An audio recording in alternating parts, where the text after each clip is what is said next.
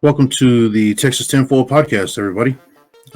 Today we're going to be covering a somewhat touchy subject, and here at the Texas Tinfoil podcast, we have yet to speak about these puzzling and honestly kind of terrifying things up until this point.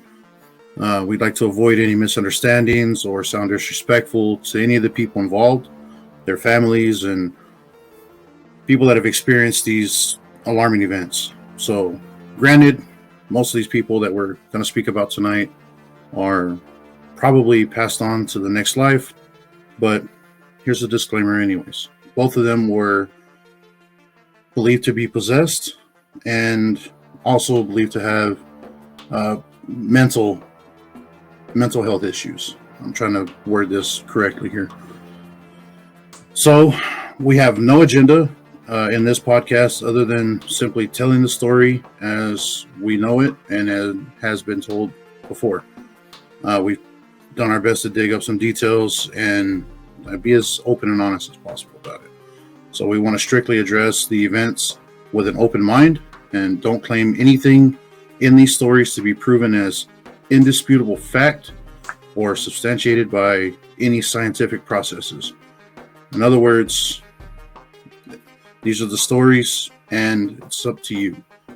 We understand that some listeners may be avid skeptics, and we understand that some of the listeners may also be very devout believers.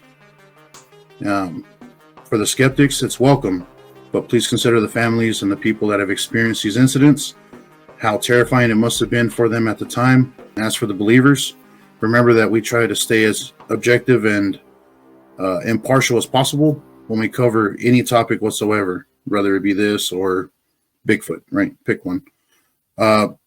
We just want to make sure that when we discuss the mental health issues and the physical issues based on science, right? Psychological history, we are not in any way denying it.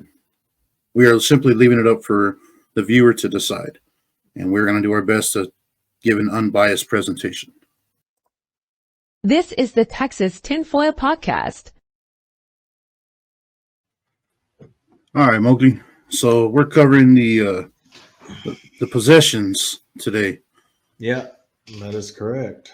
Pretty dark stuff, man. Got a little bit of the spooky factor going on, and there may be some not so funny things happening.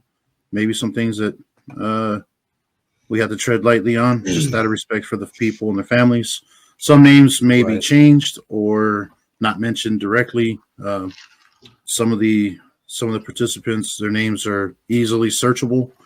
So if we don't give direct details or information or withhold something, it's not to sway opinion. It's simply just because going through the research, just deciding that maybe it shouldn't be in there, right, for whatever reason.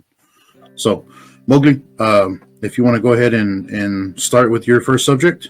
And the first story we're going to cover is Anna Eklund.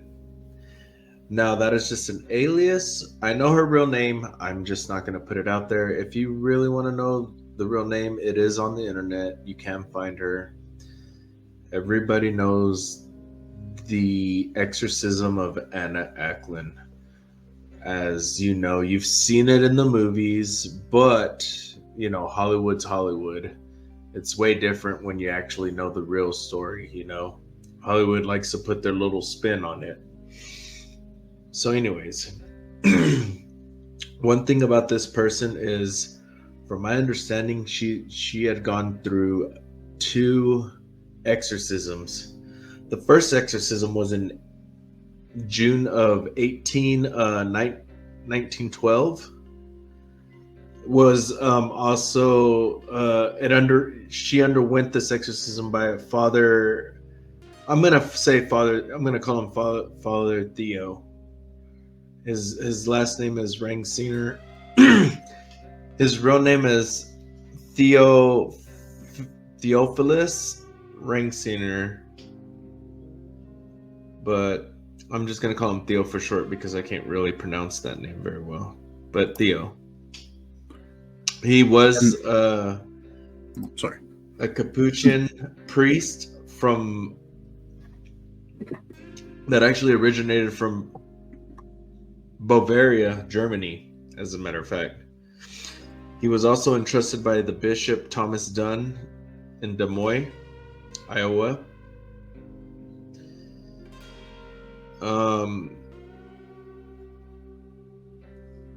The thing with this exorcism was not with Ackland, with Anna, should I say? It wasn't consulted for over 2 decades, apparently, after the first exorcism, which is crazy. So, after that, there was a second exorcism, and that would have been in the summer of 1928, which Raysinger again was consulted to actually perform yet again the second exorcism for the second time with Ackland, which is really crazy because now you have another father, which is Father Joseph Stanger, and he's from Ireland. Iowa, excuse me. And he's also a friend of Raysinger, the other guy that was actually undertaking the exorcism. So, that being said,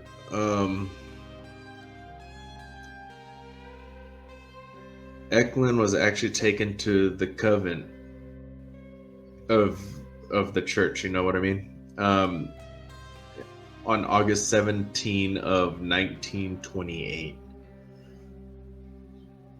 Numerous symptoms were fallen onto Anna, such as fits of rage over food that had been sprinkled apparently with holy water. She would hiss like a cat. The exorcism started. They started doing this exorcism on August 18. So here's the thing about this exorcism that really intrigues me. Now, I don't know how real this is. There's skeptics and then there's believers, okay? I happen to fall into... I'm a believer, but I'm also a skeptic at certain things. So how true this is, I'm not completely sure. I wasn't there, but this was one of the few exorcisms I actually read where Anna was actually levitating. She actually levitated from her bed. She was howling and hanging from frames of the doorway. The first session started in August 18th, right? It didn't last till the first session lasted until August 26th. Then they started the second session, which was in September 13th through the 20th. And by the final 8th day session, which lasted from December 15th to the 23rd. So you can imagine this person went through a lot of exorcisms, or I guess there were attempted exorcisms, I want to say. But, because of this exorcism being so intense, her body started deteriorating. She refused to consume food. She would vomit, foul debris. And they said that some of that debris looked like tobacco leaves. That's insane. Her head, lips, and face were swollen. This is what's going on during this exorcism, which is crazy. And here's an interesting thing. She spoke multiple languages that she had never even, she doesn't know how to speak. So, that being said, you would think, wow, something's going on here, right? So this exorcism was reportedly grueling in the coven. It was so bad that people were saying, like the nuns that were there were actually asked if they can transfer to a different coven because it was just too intense. They can't handle it. So that being said, you could imagine. And Ackland, just for those paranormal people or demonologists who know the story, she was supposedly possessed by Judas, which was the Judas that betrayed Christ. Also, her own father Jacob and her aunt Mina. Now, during these things, something that you should know, which is very messed up, is that her father would abuse her sexually. And during her adolescence, and this is what I've read, don't take it with a grain of salt. Like I said, this was just research that was done. Her aunt was also a tribute to this abuse as well. So she was possessed by her aunt, her dad, Judas, and I don't like saying names of certain demons, because it's not it. Let's just call them bells. You know what I'm talking about when you say bells. She was actually possessed by that entity. Yeah, Now, that I don't that like, rhymes. It rhymes with light bulbs. yeah. See, one thing about me and my belief is I don't ever say names of demonic entities because I feel like by saying them, you empower them and bring them into your,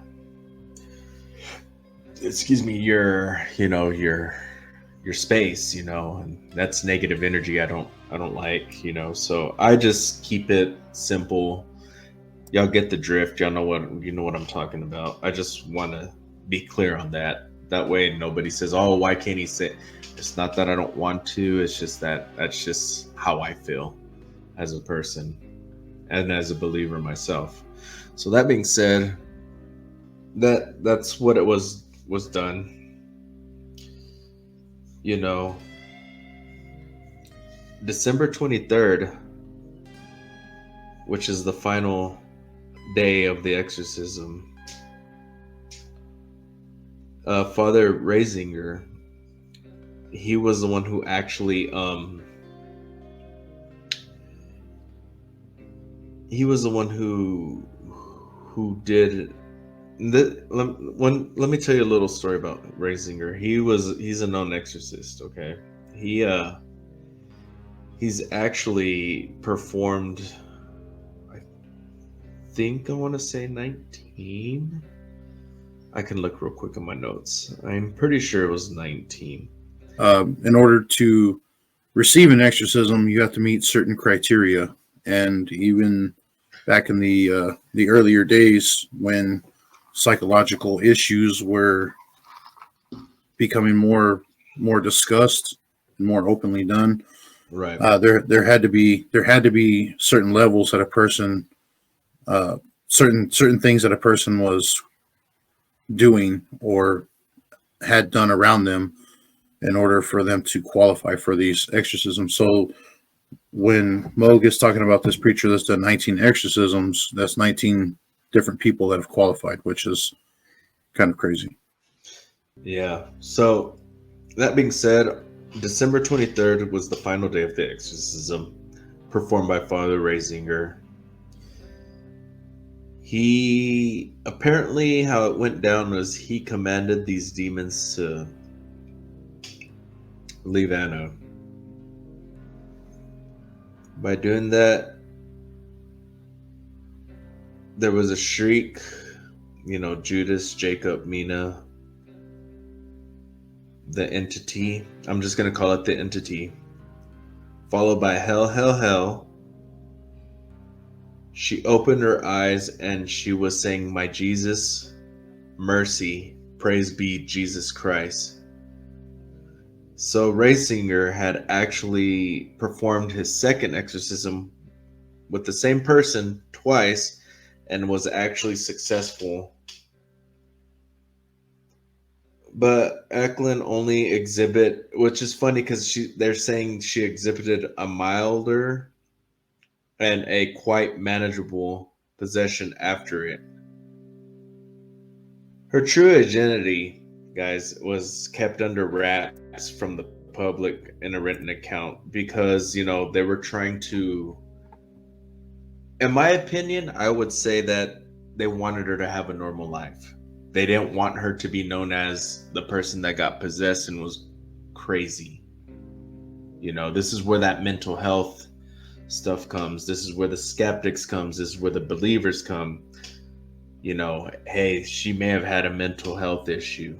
That's where they're going to go with it, because there are people who do not believe, that's where the skeptics come in, which, I am a skeptic. I am a person that says if I can touch it, see it, and look at it, then I understand that it's there. You know what I mean? I get it.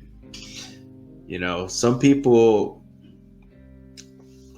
they were saying that Anna was actually had a mental issue. That being said, there was a lot going on with this. This was crazy. The second exorcism lasted 23 days, you would say, you know what I mean? And, she was exorcised in Erling, Iowa,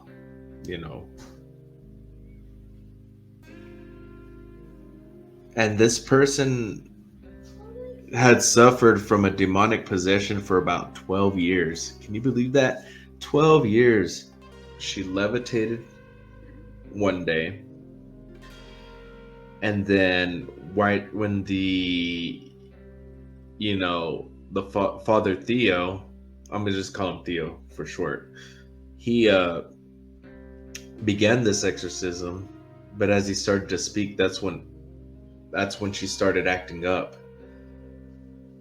She dislodged herself from the bed, and her body carried through the air, landing high above the door of the room, and clung onto the wall like a cat. So basically, if you've seen on any of the Exorcist movies and stuff like that, you see where, they start, reading the Bible. Person just like flies to the wall and clings, like kind of like Spider-Man, if you want to say. Yeah. I mean, I'm not trying to, make it funny, but that's basically that's what I was thinking. That's the explanation for people who don't get what I'm trying to say here. And it's weird. Erling, Iowa is a small town. At that time, no more than 500 people lived there. So everybody knows everybody. Let's just put it that way. So that's a small town. And yeah, Father Theo, he had already cast out the devil 19 times in other people. Is kind of what he has under his belt. The devil. It doesn't say demons. It's the devil. The main dude.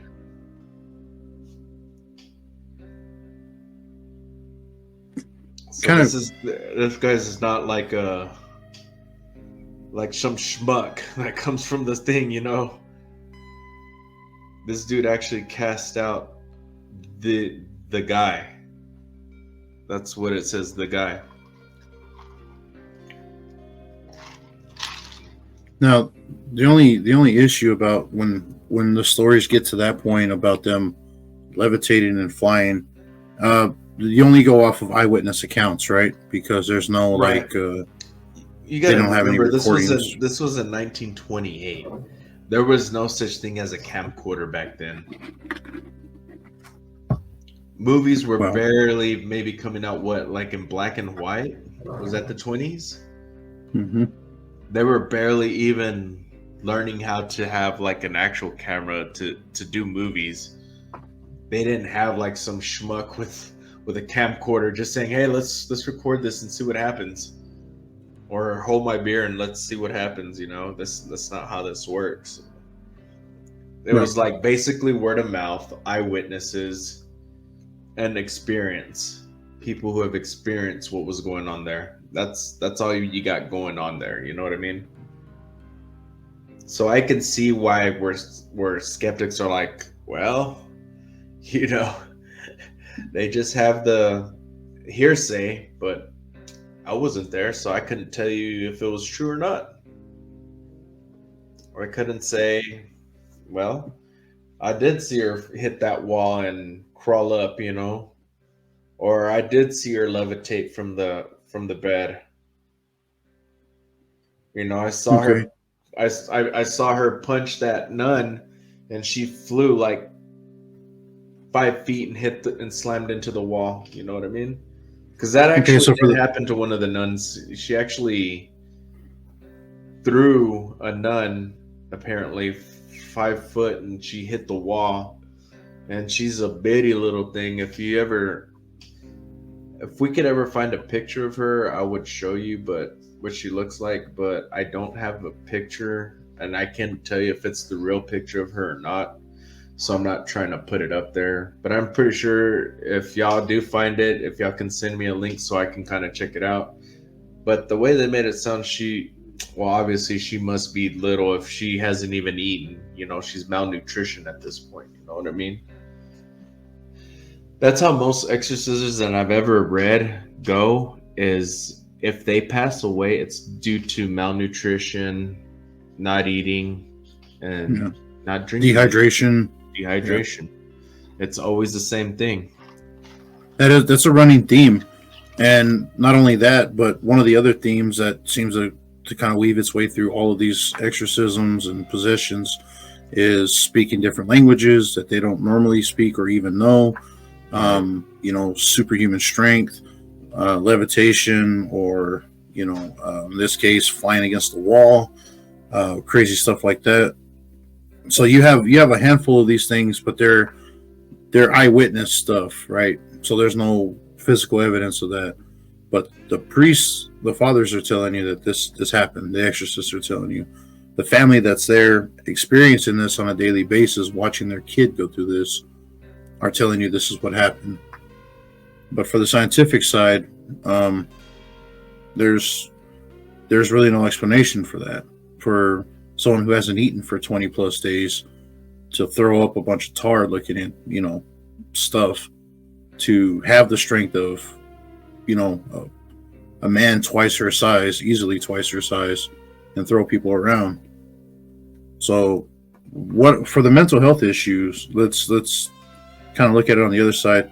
What could did they ever diagnose her with anything? Was she ever taken to a mental hospital, or was she ever taken to any general hospital at all, or was she only just kept in the home?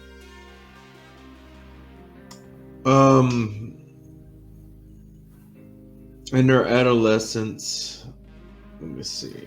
I had it. I could have told you exactly. I read somewhere that they were diagnosed.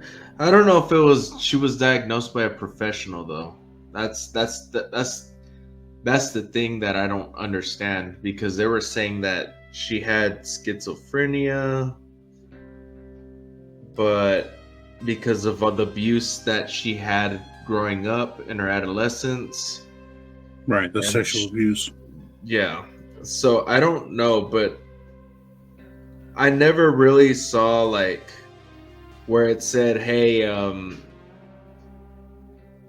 I have," they were saying she was probably she had schizophrenia or something like that. Like she would And that hallucinate and stuff. But that was hearsay. Now, I didn't see, hey, Dr. So-and-so diagnosed her with this thing. See, that's the thing where I haven't read. So I couldn't really tell you that was it, because I looked everywhere for a doctor or a diagnosis or anything like that to see what happened, but never found one. Never said, "Oh, Dr. Herman such and such," or something like that, somewhere. Right. So that was well, I was just asking, and if no. you just happen to have the notes on it. If you don't, that's fine. I have the notes, but the thing is, it just doesn't have a doctor, so I can't really say that was the truth. You know what I mean? I can't really put that as fact because there was I didn't see a doctor name or anything like that. So what do you think about most people that are suffering through these possessions? We have a common thread that goes through all these, and one of the other common threads is either multiple personality, disassociative personality, or schizophrenia, something along those lines, right? Something that has to do with the person having the possession also being diagnosed with schizophrenia, by psychiatrists. That seems to be another running theme there as well. Yeah. But if you're considering the fact that if you're a believer and there's multiple spirits inside of indwelling your being, your body, that may come off as schizophrenia because there's a struggle of who has control over that body, right? Between the person right that's supposed to be there and then the ones that aren't. So again, without putting too much effort to push one way or the other, just a little something to consider. I would say so. Oh, and the it's not showing up, but the drink of the podcast today is I've got a peach tea with vodka in it. So I have cranberry juice with gin. Solid. That's what we had the other night. So yeah, but I'm not going overboard like I did last time. I think that's where I messed up. Gotta love that gin, though. Gotta love that gin. It's just, if I could ever find the actual, diagnosis, and there's a doctor that goes with that diagnosis, then I can say, okay, there's factuals here. Well, if they were diagnosed in a hospital, then we don't really have to pinpoint it. But I'm sure she was probably diagnosed. If you really think, I mean, somebody who's sick like that, and people are gonna say, "Oh, let's take him to a psychiatrist, doctor that knows what he's talking about, and see what's going on, see what we need to do to help her, or what it is that needs to be done." But I haven't found a doctor in this case at all. And if there is a doctor in this case, I mislooked somewhere because I couldn't find anything on it other than rumor and hearsay. You know what I mean? And that if Anna suffered, and I'm not going to go into rumor or hearsay. I want actual doctor diagnosis proof that this is what it was. Right. I'm not going to sit here and try to lie to y'all or say, "Oh, this is what happened," because that's not how I roll. I need some actual proof, doctor witnesses or whatever. But, HIPAA law. I'm just saying. But at least if there was a doctor to say, "Hey, I diagnosed her with this," and that's that. Okay, I got you. But so since she was suffering from being SA'd, I'll just use the acronym there, being assaulted that way, that type of trauma, and if it's continual, that type of abuse generally does have a sharp impact on a person's mental Psyche, faculties for and sure. it causes a lot of mental harm. Obviously, not just physical, but mental harm as well. That probably contributed to the schizophrenia if she has that, or even like a dissociative personality. So it's actually very sad to hear that. She sounds like she's being attacked spiritually, right, and also mentally and physically by her own father, nonetheless. Which, I mean, to be perfectly honest, that's fucking it's terrible, man. That type of stuff should never happen to a child. So here it is. So over the next few years, Anna had said to have conferred with a number of doctors. Complaints were symptoms of hallucination, pure hysteria cases, nervous spells. None of the doctors could find the issue. In fact, one of the leading specialists at the time asserted that she didn't have the least sign of nervousness and that she was normal to the fullest sense. There you have it, folks. This was coming from that. Noted that in 1908, medical science had only most primitive understanding of mental illness. So they didn't fully understand. It was only understood basically of what the notes were given at the time. There was still going under research about a lot of things that we have today. Now we have today, and we can tell you, oh, okay, that's paranoid schizophrenia. Oh, okay, that's that's Tourette's. Oh, that's bipolar. There's all kinds of depression. All kinds of mental illnesses.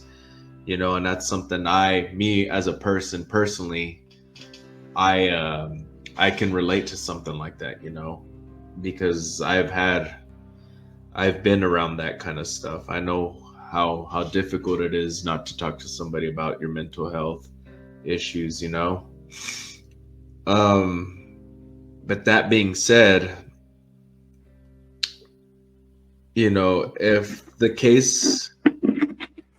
if we were given the understanding in 1908 as we understand mental health now, I'm pretty sure this outcome would have been different. Me personally, as a person that thinks logically, I think this could have been a different story and a different ending.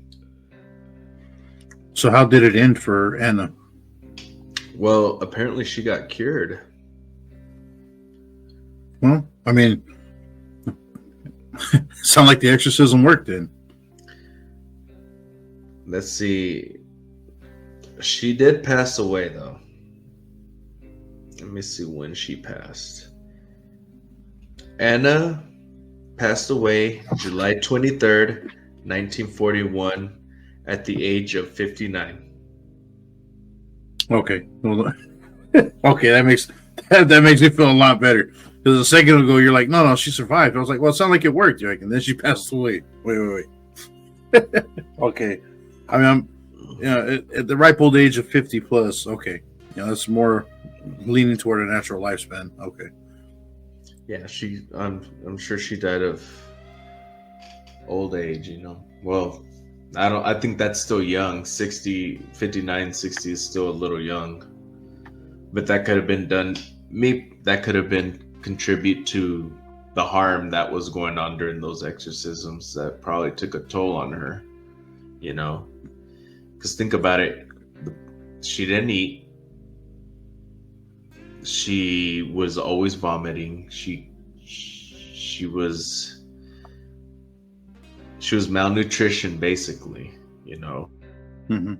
So your body can take a lot of beating when you're malnutritioned. When you're not getting the right substance in your body, this stuff can happen, and you could do technically pretty much eternal damage, and you may not have ever known. After you can feel fine one day, but you'd never know that you internally damaged yourself until it's too late, you know? Yeah. So that's the conclusion. I mean, it was a successful, according to Father Theo, the exorcism, excuse me. My Mexican came out there. Exorcism. No, but yeah. The exorcism, according to Father Ray's Theo, was a success. Her name was changed to Anna Eklund to protect her from the public. That's what it says. So basically, so she can have a normal life. That way nobody can ever say, oh, this is the person that was possessed and was treated. You know, I don't think anybody wants to have that stigma on them. I know I wouldn't. There's no telling what kind of damage that would be caused to a person's God, life. Could you imagine? Could you imagine? They're like, oh yeah, Tiffany over there, Tiffany the possessed, like you said, man, there's a stigma that goes with that. Thankfully, that person's cured. Didn't seem like they had any. If they had schizophrenia or anything, you didn't mention anything about them requiring medications or taking medications after this, or even being on them before this. So I'm not sure how that turns out for that person in the future. Obviously, you said she passed away in her 50s, so she had plenty of years after that. So. Right. It was so interesting. They actually made a movie about it. What movie was that? It's called The Exorcism of Anna Eklund. That's just what it's called. Okay. Well, I've never seen the movie. No, I didn't even know it was a movie until when I was doing the research. But legitimately, it's called The Exorcism of Anna Eklund, and it's a 2016 movie. And yeah, man, that's just crazy. Be sure to check back soon. The Texas Tinfoil podcast has another one on the way. I can feel the blood creeping up from the heathens. Got will, got fight, got pride, got reason. If they wanna go eat, then you know I'm gon' feed them. If you're coming for me, hope you're ready for a demon. I got eyes in the back of my head, I'm seeing. Take me for granted and you know I'm leaving. I'ma take what's mine with the webs I'm weaving. I could take this crowd from seeing to believing. Got it.